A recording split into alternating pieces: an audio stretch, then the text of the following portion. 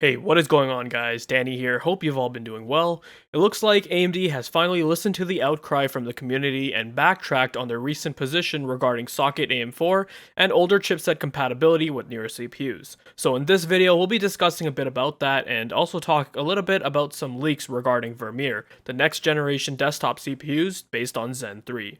If you weren't aware of the whole fiasco that took place the past week, on May 7th, 2020, AMD posted an update on their community blog regarding the exciting future of AMD Socket AM4. In this blog post, they stated that motherboards with 300 and 400 series chipsets will not support Zen 3 based CPUs. They also posted a slide that had some conflicting information with some of the working products that were already out on the market, which I went over in more detail in the last video. From this update, the outcry and backlash that AMD had received was just colossal. There were a lot of people who were quite mad about the whole ordeal, including myself, as I'm still using an X370 board in another rig. Their main reasoning for cutting off support for the new CPUs was because the older motherboards just didn't have sufficient space, as they only had 16MB BIOS ROM chips. This was a pretty poor choice for a reason, as there were already B450 motherboards on the market like the MSI B450 Tomahawk Max that have a larger chip to support multiple generation of CPUs like 32MB of space. Not only that, but there were X570 boards like my Aorus Master, which only have a 16MB ROM chip.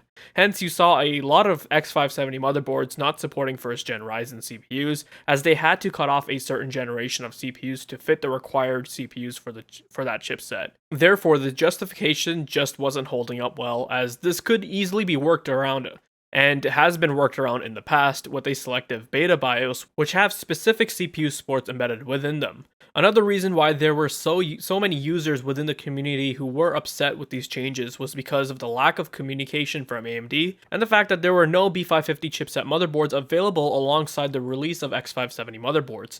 Had they released both chipsets at the same time and also stated clearly that these will be the only chipsets that will support the future Zen 3 CPUs, so we recommend you buy these boards if you're going to be upgrading down the road, I think this would have been accepted as a better answer by the enthusiasts. However, this was not the case, as we still don't have B550 motherboards on the market, and thus more budget-conscious users ended up going for B450 motherboards. I mean, if you didn't need PCIe 4.0 support, then it only made sense to save money and go for the cheaper motherboards, as X570 boards came in at quite the premium, adding on to the constraint options. Therefore, a lot of people found themselves in this position where they ended up buying a motherboard thinking they'll be getting future CPU support with the newer generation.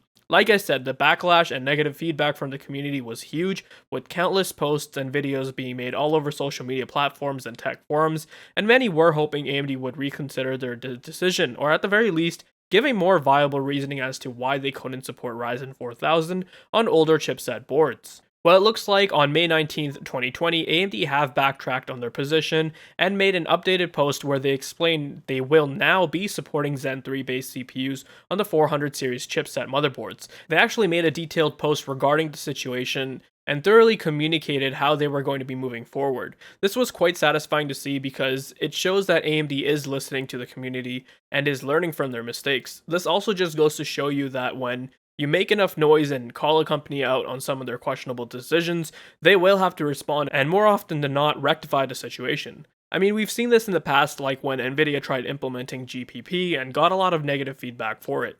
So I'm proud of the way the community got together and voiced their concerns on the matter, because when you don't do that and you stay rather quiet and just accept it, it gives these companies the go-ahead to remain complacent or, worse, indulge in anti-consumer practices because they think they can get away with it. But before I go off on a tangent, let's just go over some of the details from the post. Starting off, and one of the things they mentioned was how closely they monitored the situation. They saw all the posts, videos, comments, every tweet, which is good for them to acknowledge that because it shows they really are listening to the community. As a result, they will enable an upgrade path for B450 and X470 customers that adds support for next-gen AMD Ryzen. Unfortunately, it looks like this is the end of the line for X370 and B350 motherboards, as AMD never mentioned anything about those chipsets. However, I do want to mention that there might still be a possibility of X370 boards working. It's just might not be an official release, and probably a modded BIOS, since there were a lot of B450 and X470 boards which were just rebrands. Look at it this way, the X370 boards, which were released back in 2017, got Zen 1, Zen Plus, and Zen 2 support, so that's 3 generations of CPUs, which is quite the upgrade path. But who knows, maybe one of the motherboard manufacturers will release an unofficial updated BIOS for the older boards. Just temper your expectations accordingly is what I'll probably say. They go over some details in regards to how the upgrade path is expected to work for customers. The first point states that they will give the necessary code to their motherboard partners to enable support for the motherboards. A key point here is that these optional BIOS updates will disable support for many existing AMD Ryzen CPUs from older generations to free up ROM space. And this makes sense, and we've actually seen this before with some X370 boards, where once you updated to the new BIOS, they weren't supportive of the older gen CPUs. This was the workaround which was discussed by many in the community, and how they can work around the ROM space limitation, which is the route they've taken, of course. As discussed in the previous video, this can open a can of worms because there might be that one user who might update their board with an older CPU simply for the sake of updating and not because they have a new CPU to upgrade to, and therefore ending up with a motherboard that no longer posts with that CPU because it's not supported.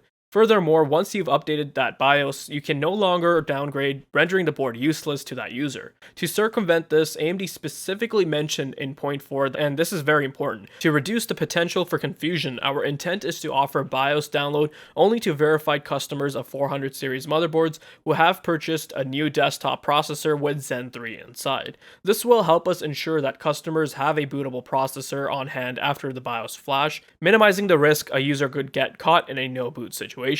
So that's quite interesting, as before you could simply just go to your motherboard's manufacturing site, search up your board and look at the support or download section, find the BIOS file, and then you're ready to go. Now it looks like you're not going to be able to get that anymore, and you'll have to contact AMD directly and verify you've got the right CPU for the upgrade. I actually like this approach. Yes, it'll make things a little bit more tedious, but at least this way you won't have users messing up their experience, bricking their boards because they have no idea what they're doing, and then blaming AMD for it.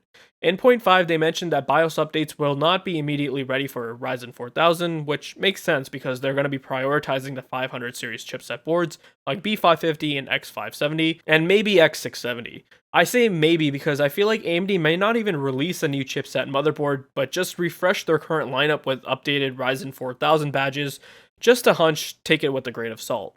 The last thing I wanted to point out was that they take this opportunity and make it clear this time once and for all that this is the final pathway AMD can enable for the 400 series motherboards to add new CPU support. CPUs released beyond Zen 3 will require a new motherboard. I'm glad they're actually being explicitly clear about this, and this hopefully shouldn't cause any more confusion in the future. Well, it's great that AMD turned this whole situation around. I'm glad that they at least listened to all the feedback and criticisms, and there won't be so many B450 or X470 guys left out from upgrading. I'm also happy to see that they are communicating the changes clearly this time. So just wanted to give you guys my thoughts on that, considering I made a whole video expressing my concern on the matter. So now on to our next story, which is a leak surrounding AMD's upcoming Ryzen 4000 series CPU's Vermeer based on Zen 3. The source for this is EVGA's lab, and as always with all leaks and rumors, take it with a grain of salt. So in their leak, they mentioned that various sources from whom they've been in contact with claim that A0 steppings, which are usually engineering samples, are being tested. Through some BIOS entries, they were able to pick out some interesting details regarding the Ryzen 4000 chips, such as the confirmation of CPU IDs and the new unified L3 cache. They also mentioned that the entries including the ordering part number, OPN, and that's good because those entries mention clock speeds. 2 chips were mentioned here, an 8-core and a 16-core chip. The former showing an entry with a reported base clock of 4 GHz and a boost clock of 4.6 GHz. The 16-core chip, on the other hand, reports a base clock of 3.7 GHz and a boost clock of 4.6 GHz. Now, these clock speeds might not be anything mind-blowing, but keep in mind these are engineering samples, which are usually clocked conservatively to ensure stability. Along with that, final retail samples are always released with higher clock speeds, because the process is just that much more mature and they've finally gotten more stable silicon. When AppySac had discovered a 16-core engineering sample of Zen 2 Matisse last year, the reported base and boost clocks were 3.3 GHz and 4.2 GHz respectively. So comparing this new engineering sample of Vermeer to last year's, there is a pretty significant difference in those clock speeds. This is actually a good sign to see, because if that's the case, then the new Ryzen 4000 series CPUs should clock higher by a considerable amount, which is great for single core performance and an area that's especially effective for single core apps like gaming.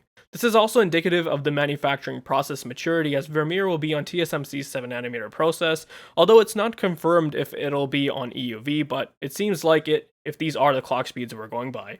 We're seeing from these engineering samples too.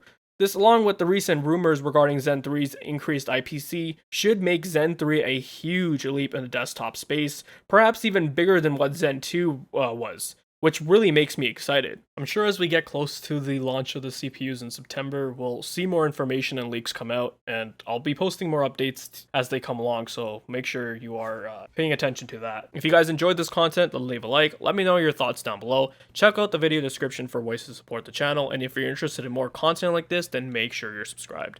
Thanks for watching, take care, and I'll see you in the next one.